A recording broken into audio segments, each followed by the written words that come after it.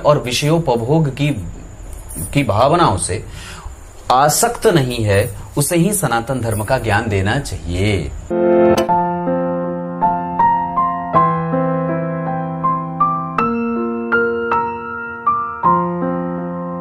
सुबह 10 बजे से लेकर 11 बजे के बीच में उपस्थित हूँ आप सबके सामने। आज इनकी कुंडली लेकर के आया हूँ। इनकी कुंडली है, इनका नाम राधे है।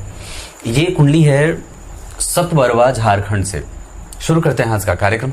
कहीं नहीं जाना है, बिल्कुल बन के रहिएगा।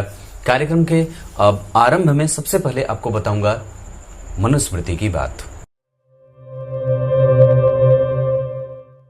भगवान मनु ने अपने आदि ग्रंथ मनुस्मृति में बात कही है कि जो चल अचल संपत्ति में किसी भी प्रकार से अनासक्ति का भाव रखता हो और जो आसक्ति का भाव नहीं रखता हो, मतलब जो उसमें आसक्त नहीं है, जो उसमें चिपका हुआ नहीं है, जो उसको खो जाने से डरता नहीं है, उसे ही सनातन धर्म के सिद्धांतों की बातें बतानी चाहिए या उसी को बताया जाता है। वहां इन्होंने एक बड़ा अच्छा श्लोक लिखा है, मैं पढ़ के बताता हूं।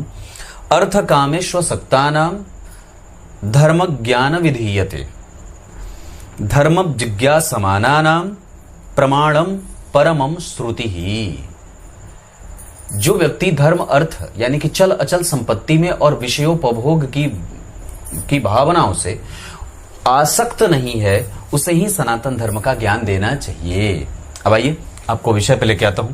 ये कुंडली सिंह लग्न की है, जो मूलतः स्थिर लग्न है, स्थिर राशि है। वनों में विचरण करने वाली राशि, सूर्य के प्रधानता से प्रभावित ये राशि है। राशि के समस्त राशियों के अधिपति सिंह राशि के अधिपति सूर्य होते हैं। नवग्रहों में नवग्रह मंडल जब बनाया जाता है तो उसमें केंद्र में सूर्य को रखा जाता है। तो ये केंद्र की एक ऐसी मतलब आप इसको ऐसे समझ सकते हैं कि ये एक ऐसा ग्रह जिसके अधिपति जो सिंह राशि के हैं वो समस्त ग्रहों को बल देने की योग्यता और क्षमता रखते हैं। कई बार लोग पूछते हैं कि पंडित जी, क्या ग्रह जो जन्म के समय में जैसा बैठ गया है वैसा ही बैठा रहेगा? हाँ, बिल्कुल ऐसा ही बैठा रहेगा, पर वो आपके जन्म के समय का ये चक्र है और अभी के हिसाब से वो चक्र बदल जाता है। मतलब वो आपके जन्म के समय पे, ये कुंडली क्या है, आपके जन्म के समय पे आकाश की स्थिति, समस्त ब्रह्मांड को 12 भागों में बांट दिया तो एक एक भाग 30-30 डिग्री का हो गया। अब जब 30 डिग्री का हो गया तो उन 12 भागों में एक एक राशियों को स्थान दे दिया गया और अब ग्रह जो है वो नवग्रह उन्हीं आकाश के विभिन्न 30-30 डिग्री के क्षेत्र को विभिन्न विभिन्न समयों में पूरा करते हैं। जैसे सूर्य 1 महीना एक राशि के क्षेत्र को पार करने में लगाते हैं। शनि, राहु, केतु, शुक्र, मंगल, सूर्य, चंद्रमा, बुध, इन सब का अपना अपना समय है विभिन्न राशियों के पार करने का। अब मतलब सोच के देखिए कि चंद्रमा इतनी गतिशीलता से अपनी तीव्रगामी होने के कारण इतने जल्दी पार करते हैं कि वो झट से 1 से 2 सवा 2 दिन में ही सवा 2 दिन में ही एक राशि पार कर जाते हैं। और वही उसी राशि को पार करने में शनि को 2.5 वर्ष लग जाते हैं। देव गुरु बृहस्पति को 1 वर्ष से भी कई बार तो ज्यादा समय लग जाता है। और वही ग्रह चंद्रमा जो इतना जल्दी जल्दी पार करता है कि वो झट से ही एक राशि को पार कर जाता है। उसकी चाल इतनी तीव्र है, तीव्रगामी ग्रह। सूर्य 1 महीने में पूरा कर जाते हैं। तो ऐसे ये चीजें बनती हैं और कई बार वो आगे पीछे थोड़ा बहुत होता रहता है, 2-4 दिन, 1-2 दिन आगे पीछे होता है। चंद्रमा में पर नहीं बदलता, सूर्य में भी नहीं बदलते। वक्री हो जाने से, मंदगामी होने से, अति वक्र हो जाने से, अति तीव्र हो जाने से वो ग्रहों का जो चलने का प्रभाव है, मतलब जो उनकी गति होती है वो बदलती रहती है, पर वो बहुत ज्यादा नहीं। तो ये सिंह लग्न की कुंडली है। इस कुंडली के लिए कारक होते हैं 9वें भाव के अधिपति मंगल और 4th भाव के अधिपति मंगल। ये केंद्र और त्रिकोण के अधिपति हैं। इस कुंडली में मंगल का मजबूत होना बहुत अच्छा माना जाएगा, लेकिन इस भाव के लिए मंगल काल पुरुष की कुंडली के लिए यहां नीच के हो जाते हैं। और 4th भाव में एक तरीके से व्यक्ति को पिता माता से सुख तो देते दिख रहे हैं, पिता को नौकरी वगैरह में या अच्छा व्यवसाय या अच्छा कार्य क्षेत्र दिखा रहे हैं, पर वस्तुतः यहाँ पे घर में कई बार कलह का वातावरण मच जाता है और कलह बनने लगता है। यहां बुध नीचा विलासी हो रहे हैं, जो लाभ के अधिपति होकर के लाभ भाव में ग्रहण है। इस वजह से कई बार व्यक्ति को देर से चीजें मिलती हैं और विलंब से ग्रहण के हिसाब से का अर्थ होता है कि ग्रहण लगने के कारण जो भी चीज वो व्यक्ति चाहता है कि मिल जाए, उसमें थोड़ी बहुत मशक्कत के साथ वो चीजें मिलती हैं। पर अभी कुंडली पे बताऊंगा, उससे पहले आपको पंचांग बता दूं। माघ माह में जन्मे होने से व्यक्ति सुंदर होता है और सुंदर स्वभाव का भी होता है। इनकी कुंडली में इनका जन्म शिशिर ऋतु में हुआ है। शिशिर ऋतु शनि से प्रभावित ऋतु है, इसके अधिपति शनि होते हैं। इस वजह से भी जन्म कुंडली में व्यक्ति के दिनचर्या में थोड़े से आलस्य देखने को मिलते हैं और लग्नेश छठवें भाव में, इस वजह से कोई भी काम एक बार में नहीं होता। और शिशिर ऋतु से प्रभावित होने के कारण, साथ ही साथ चंद्रमा के साथ राहु के बैठने के कारण ये जो स्थितियां बन रही हैं वो व्यक्ति के कार्य क्षेत्र को थोड़े से विलंब से एक्टिव करने वाले बन रहे हैं। इनका जन्म शुक्ल पक्ष के त्रयोदशी तिथि के जन्मे होने से स्वास्थ्य, मानसिक अवस्था, मन, धन और इमोशन ये सब बिल्कुल ही संतुलित होगा और व्यक्ति निश्चित रूप से बहुत ही ज्यादा दूरगामी सोच को लेकर के उत्पन्न होता है। उसकी बुद्धि बिल्कुल भी खराब नहीं होती। पर मंगलवार के जन्मे होने से कहा जाता है वक्र बुद्धिर जराजीवी रणोत्साही महाबली। वक्र बुद्धि का, टेढ़ी बुद्धि का होता है और आसानी से हार न मानने वाला होता है, जिद्दी होता है, क्रोधी और कठोर वचन बोलने वाला भी होता है। वैसे शुक्र की नीच दृष्टि प्राप्त हो रही है और बुध के ऊपर जन्म कुंडली में शनि की दृष्टि प्राप्त हो रही है। इस वजह से कई बार विलंब से विवाह होने का योग बन जाता है।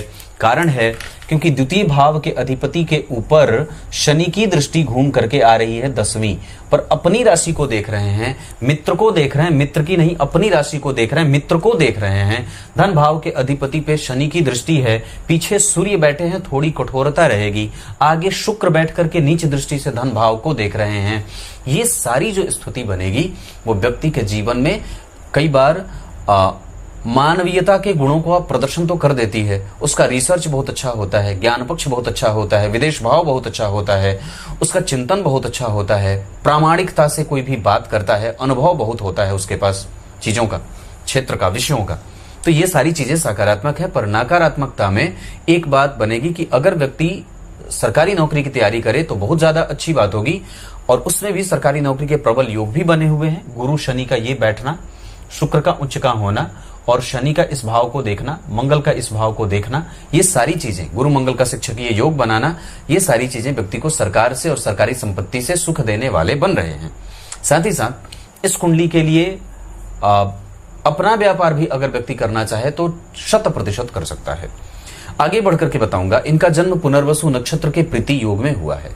पुनर्वसु नक्षत्र के अधिपति देवगुरु बृहस्पति इसके नक्षत्र के अधिपति होते हैं और वैसे ये पुनर्वसु नक्षत्र देवगुरु बृहस्पति का नक्षत्र है और इस कुंडली के लिए गुरु जन्म कुंडली में पंचमेश और अष्टमेश होते हैं, कारक होते हैं और केंद्र में बैठे हैं, त्रिकोण के अधिपति होकर के नवम भाव के अधिपति मंगल से देखे जा रहे हैं। पंचम भाव के अधिपति देवगुरु बृहस्पति और नवम भाव के अधिपति मंगल ने एक दूसरे को देखा है। ये योग ही जातक को पिता से, पूर्वजों से, दादा दादी से और जितने भी लोग हैं घर परिवार के लोग, उन सबसे अच्छा संबंध विकसित करने वाला हो सकता है। पर शुक्र के नीच दृष्टि के कारण और बुध के ऊपर शनि की पापक दृष्टि पड़ने के कारण जो मारकेश होती है स्थिति में इस कुंडली के लिए, उनकी थोड़ी सी गड़बड़ी भी हो सकती है। कई बार वो आपको ऐसे वचन से पुकार लेंगे या बोल देंगे जिसके कारण कभी कभी मन उदास और हताश हो सकता है, क्योंकि शनि और मंगल का प्रभाव द्वितीय भाव के अधिपति पे है। इस वजह से रिलेशनशिप ऐसे ढूंढें, ऐसा संबंध बनाने की कोशिश करें जो लंबा चले और उसमें कभी भी कठोरता का भाव न रहे। नवांश कुंडली में मंगल नीच के हो जा रहे हैं और शनि स्वग्रही हैं, राहु यहाँ मेष के बैठे हैं जिसके अधिपति नीच के हैं। कुंडली मिलाए बिना विवाह न करें। वैसे आपकी कुंडली मंगलिक है, केंद्र में शनि और गुरु दोनों हैं तो मंगल दोष भंग भी होगा। अपनी राशि के बैठे इस वजह से उतने कठोर नहीं होंगे, पर इस कुंडली के लिए वो कम से कम अच्छे परिणामों के साथ मांगलिकता का दोष अवश्य ही लगाएंगे। और एक बात और भी है कि आपकी कुंडली में पंचम भाव जहां के अधिपति गुरु जो हैं वो जहां बैठे हैं उससे चंद्रमा और गुरु का संबंध द्विद्वादश का बन रहा है। इस वजह से कई बार संतान उत्पत्ति में बाधाएं न झेलनी पड़े, इस कारण से भी कुंडली मिलाकर के ही विवाह करने की आवश्यकता है। शूद्र वर्ण और देवगण के हैं आप, आपका दाम्पत्य कुछ हद तक ठीक है, कुछ हद तक कमजोर भी दिख रहा हूं। इस वजह से विवाह कभी भी करना होगा तो मिथुन राशि, मीन राशि और तुला राशि के जातकों से आपका विवाह सबसे ज्यादा श्रेष्ठ हो सकता है। विवाह के लिए दिशा उत्तर बहुत अच्छी है, बहुत बढ़िया रहे, ये स्थिति इतनी बनती है। नक्षत्रों के आधार पर विशाखा, कृतिका, पुनर्वसु, धनिष्ठा, उत्तरा भाद्रपद, पुष्य, उत्तराषाढ़ा, उत्तरा फाल्गुनी और साथ ही साथ रोहिणी, ये नक्षत्र अच्छे बनेंगे। दान वगैरह अगर करना होगा तो पुनर्वसु में मत करिएगा। दवाइयां अगर पहली बार किसी बीमारी की खानी हो तो पुनर्वसु में मत खाइएगा। ये इतनी सी बात है। आपकी कुंडली अच्छी बनी है नौकरी के मामले में, और आपको सबसे पहले सरकारी नौकरी की कोशिश करनी चाहिए। और निश्चित रूप से इस कुंडली में पदस्थ अधिकारी बनने के योग भी बड़े अच्छे बने हैं। इस कुंडली के लिए सूर्य की उपासना सबसे ज्यादा आवश्यक है। गीता जी के 11वें और 13वें अध्याय में से किसी एक अध्याय का पाठ आवश्यक होगा। रविवार को नमक बिल्कुल ही बंद कर दीजिए। अभी दशा शनि की चल रही है, 2024 से बुध की दशा आएगी जो निश्चित रूप से अच्छी जाएगी। अब आपकी कुंडली में मैं दशाओं पे आता हूं, जो नक्षत्र से देख करके, डिग्री देख करके और डिग्री के साथ उनके वाले बनने वाले ग्रह के नक्षत्र के साथ संबंधों के आधार पर कहूंगा। सबसे पहले बात करते हैं सूर्य की।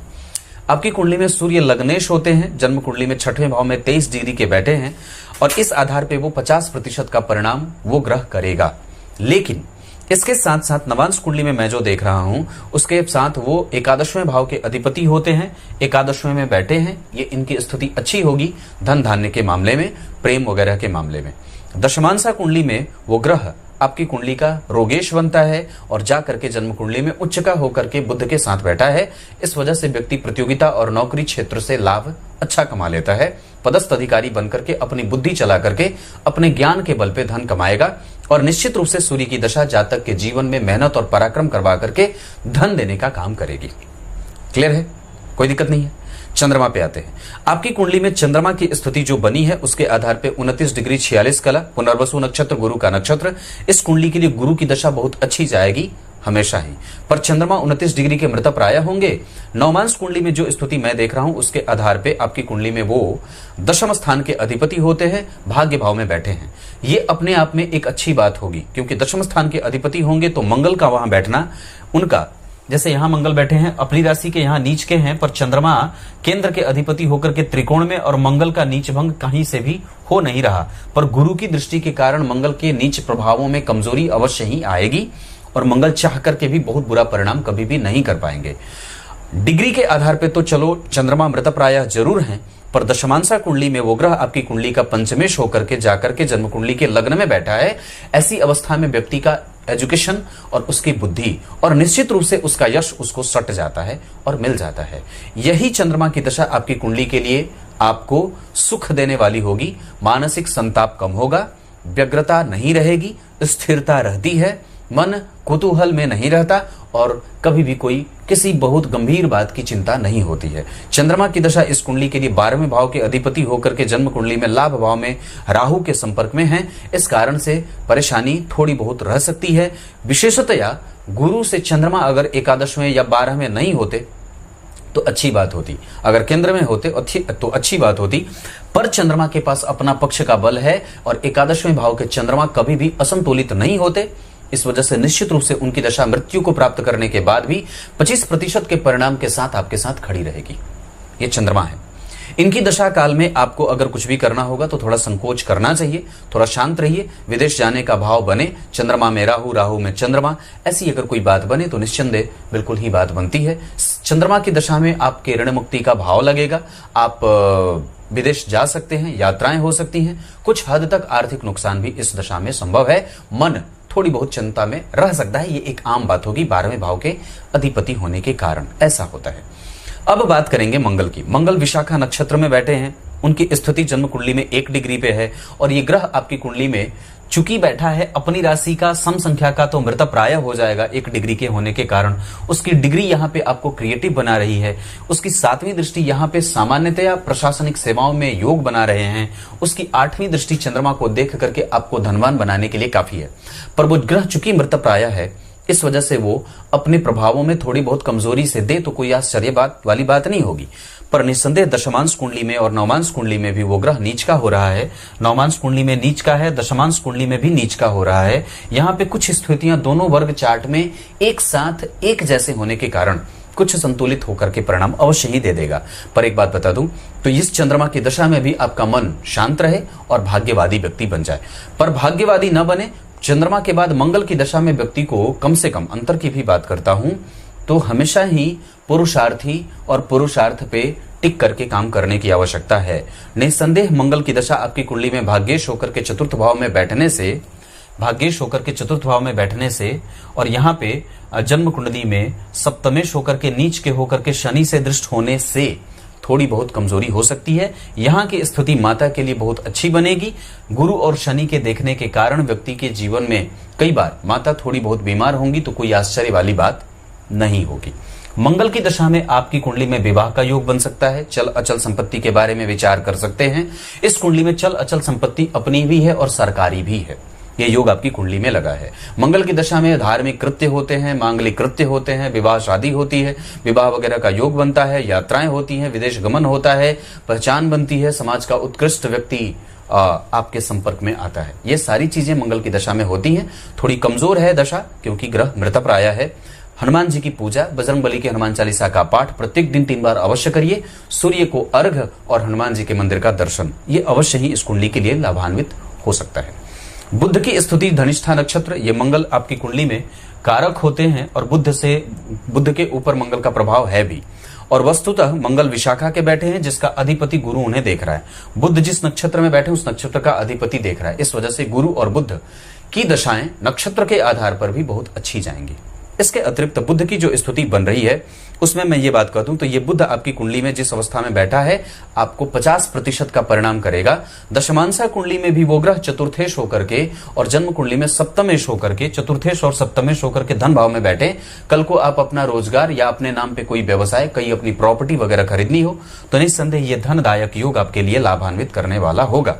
ये बुध की दशा आपकी कुंडली के लिए मैं निश्चित रूप से कह दूं तो पराक्रम कराने वाली और पराक्रम और पुरुषार्थ के बल पे अपने सभी सपनों को पूरा करने वाली साबित होगी।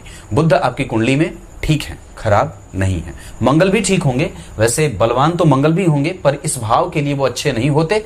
इस वजह से कई बार दिमाग अशांत रहता है और बेचैनी सी बनी रहती है। गुरु की बात करूंगा, कृतिका नक्षत्र, सूर्य के नक्षत्र में, मित्र के नक्षत्र में, और सूर्य वो जन्म कुंडली में आप 6वें भाव में बैठ रहे हैं। लग्नेश होकर के तो काम विलंब से हो, देर से परिणाम देते हैं। और वो जो गुरु हैं आपकी तुला लग्न की कुंडली में नवमांश में 6वें भाव के अधिपति होकर के 6वें भाव में बैठे हैं। शुक्र की उच्च दृष्टि प्राप्त कर रहे हैं। यहां शुक्र उच्च के थे, यहां शुक्र नीच के हो गए, उच्च भंग हो गया। पर गुरु से दृष्ट होने के कारण कम से कम उनके अंदर सकारात्मक भाव अवश्य रहेगा, पर निश्चित रूप से थोड़ी बहुत व्यवधान के साथ, क्योंकि वहां वो 6वें भाव के अधिपति हैं, 6वें भाव में बैठे हैं तो दूसरे को नष्ट नहीं करेंगे। कम से कम अपनी दृष्टि से कुछ न कुछ फायदा अवश्य ही देने की कोशिश करेंगे, पर कम, ये बात भी पक्की है। पर ये गुरु दशमांशा कुंडली के लिए निश्चित रूप से बहुत अच्छे बने हैं और 100% वो आपकी नौकरी के लिए लाभान्वित करने वाला हो रहा है और वो आपको फल देगा भी। गुरु की दशा आपकी कुंडली के लिए भाग्यशाली होगी। गुरु की दशा में भाग्य से जुड़ करके व्यक्ति काम करता है। भाग्य का सुख भी मिलता है, संतान का सुख मिलता है, विवाह का सुख मिलता है, पति अच्छा मिलता है, दाम्पत्य अच्छा होता है, संतति की समस्या नहीं होती है और व्यक्ति कम से कम इहलौकिक सुख के साथ साथ पारलौकिक सुखों को समझने वाला भी होता है और सबके प्रति अच्छा भाव रखने वाला। वाणी, चतुर्थ और दशम, 6ठा भाव, यहां पे थोड़ी कमजोरी होगी जो नौकरी के लिए थोड़ी परेशानी दे सकते हैं, पर यहां भी वैसे आपको चरित्रहीन तो नहीं ही बनने देंगे। ये गुरु थे। शुक्र की बात अगर करूंगा तो आपकी कुंडली में शुक्र स्थिति में बना करके बैठे हैं शनि के नक्षत्र में। अवस्थागत वो जन्म कुंडली में वृद्ध हैं, गुरु और शुक्र दोनों ही डिग्री के आधार पे, क्योंकि जो डिग्री इनकी बनी है वो उन्हें वृद्ध ही लेके जा रही है, मैं जहां तक समझ रहा हूं। तो ये डिग्री में वृद्ध हो रहे हैं तो 25 डिग्री से भी कम परिणाम दे सकते हैं। इस वजह से गीता जी का अध्ययन मैंने कहा है और एकादशी का व्रत तो प्रत्येक व्यक्ति, सनातन हिंदू के जितने भी सनातनी हैं, हिंदू धर्म के लोग में जितने भी लोग हैं, जैन धर्म के जितने भी हैं, बौद्ध जितने भी हैं और सिख जितने भी हैं, ध्यान से देखिए मेरी तरफ, हिंदू, सिख, बौद्ध और जैन अपने आप को कम से कम कभी भी हिंदू से अलग ना समझे। वो सनातनी ही हैं और वो सूर्य को अर्घ दे और कम से कम सनातन धर्म की सुरक्षा के लिए हमेशा ही खड़े रहें आतताइयों से। और दूसरी बात है कि ये देव गुरु बृहस्पति और शुक्र जो ये कमजोर हो रहे हैं, इनको बल देने के लिए प्रत्येक वर्ण के लोगों को एकादशी अवश्य ही करना चाहिए। एकादशी अवश्य करें और माथे पे चुटिया अवश्य रखें और अपने मस्तक पे तिलक अवश्य धारण करें। ये 3 चीजें कोई आपका कॉपी ना करे, ये बात हमेशा याद रखें। तो आपको हमेशा ही अपने सनातनी होने का प्रमाण शिखा और सूत्र और मस्तक पे चंदन का टीका लगा होना आपका प्रमाण देता है। और ऐसा नहीं है कि आप प्रोफेशनल हैं तो ये नहीं कर सकते, नहीं, संदेह कर सकते हैं। कोई भी प्रोफेशन आपको आपके धर्मशास्त्र को पालित करने से नहीं मना करता है, ये बात हमेशा याद रखिएगा। तो ये आपकी कुंडली में गुरु और शुक्र की स्थिति रही। शनि भी जन्म कुंडली में ठीक है, पर मृतप्राय है। मैं तो समझता हूं कि मारक ग्रह है और कमजोर है तो अच्छा ही है, उसका बलवान होना आपको कष्ट दे सकता है। तो ये बात आपकी कुंडली में यहां तक रही। वैसे शनि आपके दशमांशा कुंडली के लिए ठीक बने हैं, राहु के संग हो रहे हैं। शनि मंगल राहु केतु का प्रभाव है, मेहनत करनी होगी तब जाकर के सफलता मिलेगी और निश्चित रूप से सफलता अवश्य ही मिलेगी। दशाओं के क्रम में शुक्र और शनि की दशा आपकी कुंडली के लिए बहुत अच्छी रहेगी और निश्चित रूप से उसमें मन शांत रहेगा और तृप्ति का भाव भी बढ़ेगा। और दूसरी बात यहां पे एक और भी मिलेगी कि व्यक्ति कम से कम शनि और गुरु की दशाओं में, राहु और केतु की दशाओं में प्रैक्टिकल चीजों को समझने वाला होगा और जीवन के वास्तविक मर्म को समझेगा। अब आपकी कुंडली में मैं नक्षत्र पे बात कर चुका हूं, डिग्री के आधार पे तो सारी चीजें बताई मैंने, लग्न नवमांश दशमांश में ग्रहों का प्रभाव भी बताया। अब आपकी कुंडली में मैं धन योग जोड़ देता हूं। लग्न के अधिपति का 6वें में जाना दरिद्र दोष होता है, इस वजह से किसी को दीजिए मत और काम में मेहनत और बढ़ाइए। धन भाव के अधिपति का 7वें में आना, यह व्यापार खुद का करके भी, व्यक्ति नौकरी करके भी किसी भी तरीके से उसको डेली रूटीन में कुछ ना कुछ आमदनी अवश्य हो जाता है, ऐसा भी काम करता है। तीसरे भाव के अधिपति का 8वें में जाना पर उच्च का होना मेहनत बढ़ाए और सफल भी करे, मतलब मेहनत भी करने को मजबूर करे और सफल भी करे। वाणी अच्छी करिए और उसको और भी ज्यादा परिष्कृत करिए। चतुर्थ भाव, चतुर्थ में बहुत बढ़िया सुख है, संपत्ति है, इसमें कोई दिक्कत नहीं है। पंचम भाव बहुत बढ़िया, पिता का सुख, पिता का प्रेम, पर यहां केतु बैठे हैं, इस वजह से कभी कभी व्यक्ति के, हालांकि व्यक्ति के अंदर धर्म और अध्यात्म और सेवा का भाव, ये सब जो बहुत ज्यादा अच्छा बना हुआ है। छठा भाव ठीक है, पर यह नौकरी में कभी कभी प्रतियोगिता भी देता रहेगा। मृतप्राय है, इस वजह से ठीक है कि मारक ग्रह कमजोर है तो बढ़िया ही है। वैसे गुरु के साथ शनि का बैठना, पूर्वजों का आशीर्वाद आपके पास है और निश्चित रूप से आपका भाग्य बल भी आपके साथ हमेशा ही खड़ा है। 8वां भाव कुछ मामले में ठीक है और मैं तो समझता हूं कि आपकी कुंडली में दशम भाव के अधिपति उच्च के हैं, तो आप मैनेजमेंट भी कर सकते हैं, पद वाली नौकरी भी आपको भाग्य में मिल जाएगी और पराक्रम भी करने को मजबूर कर रहे हैं। तो ये आपकी कुंडली की बात है। 9वां भाव बहुत बढ़िया, ये माता का सुख, माता की सेवा और घर का वातावरण ठीक रखे, पर अपना दिमाग खसक जाता है कभी कभी, इसको संतुलित रखिए। 10वां भाव बहुत बढ़िया, नौकरी का योग। 11वां ग्रहण में है, पर इस भाव के अधिपति जन्म कुंडली में अपने भाव से नवम पर नीचा भिलासी, इस वजह से थोड़ी सी गड़बड़ी। मेहनत बढ़ाइए और भी ज्यादा मेहनत करिए जो काम कर रहे हैं। 11वां के बाद 12वां ठीक बना है, वो विदेशों से और बाहर जाकर के धन कमाने के लिए योग्य बना देता है। ये आपकी कुंडली है। सूर्य कमजोर है थोड़े से और चंद्रमा जन्म कुंडली में, सूर्य तो ठीक है, चंद्रमा थोड़े कमजोर हो रहे हैं। मैं समझता हूं कि उनको बल देने की आवश्यकता है। उपाय के तौर पे इस कुंडली के लिए आगे चतुर्थी का व्रत बहुत अच्छा रहेगा। सूर्य को अर्घ हमेशा ही दीजिए, अपने घर की सफाई खुद से करिए, कहीं भी जाना हो घी का दीपक अवश्य जला करके तब निकलिए। तब तक के लिए बहुत बहुत नमस्कार।